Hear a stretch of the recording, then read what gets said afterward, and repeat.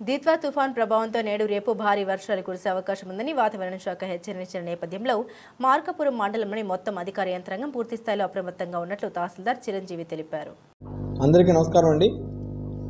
దిత్వా తుఫాను మన ప్రకాశం జిల్లాలోకి ఇవాళ సాయంత్రం లోపల వేగవంతమైన గాలులతోటి అధిక వర్షపాతము నమోదయ్యడానికి ఆస్కారం ఉందండి.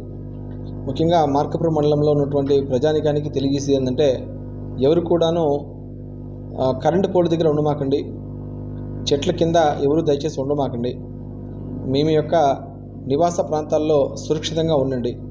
ఏదైనా అత్యంత అవసరం ఉంటేనే మీరు దయచేసి బయటికి రావాల్సిందిగా మీ అందరికీ తెలియజేస్తూ ఉన్నా. ముఖ్యంగా మనకున్నటువంటి చెరువులు అయితేనేమి, గుండ్లకమ్మ నదీ ప్రవాహ ప్రాంతంలో ఉన్నటువంటి ప్రజలందరికీ కూడాను తెలియజేసేది ఏంటంటే, వాటరు ఆ నదీ ప్రవాహ ప్రాంతంలో ఎక్కువగా ఉధృతంగా వచ్చినప్పుడు ఎవరు కూడా దయచేసి అటు వెళ్ళమాకండి. మేము పోలీస్ యంత్రాంగం, రెవెన్యూ శాఖ సిబ్బంది, సచివాలయ సిబ్బంది అందరూ కూడాను అక్కడ అలర్ట్ చేస్తున్నాం. ఇప్పటికే ఉత్తర్వులు జారీ చేస్తున్నాం.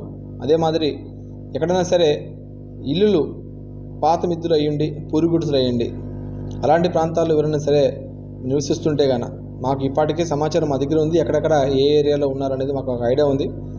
ఏదైనా సరే అన్ఫార్చునేట్లీ ప్రమాదవశాత్తు ఏదైనా ఇల్లు పడిపోయినా మాకు వెంటనే తెలియజేస్తుందిగా కోరుతూ ఉన్నాం. అక్కడే లోకల్గా మా విఆర్ఓలు కానీ సచివాలయ సిబ్బంది ఉంటారు, వాళ్ళకి ఇమీడియట్గా తెలియజేసినా okay, no problem. But MR ఆఫీస్లో ఒక కంట్రోల్ రూమ్ కూడా మేము ఏర్పాటు చేయడం జరిగింది.